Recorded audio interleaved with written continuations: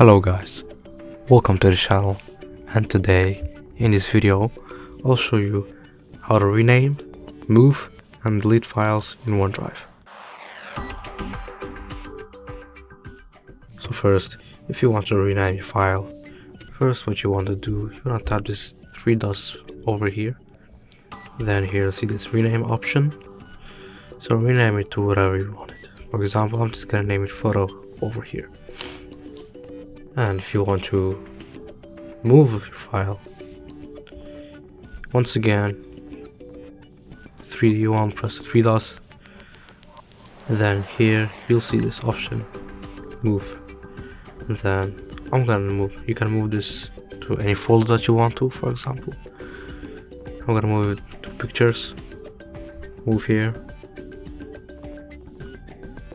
and if you want to finally delete it, you want to go to that folder that you moved the photo in, and here you'll see delete.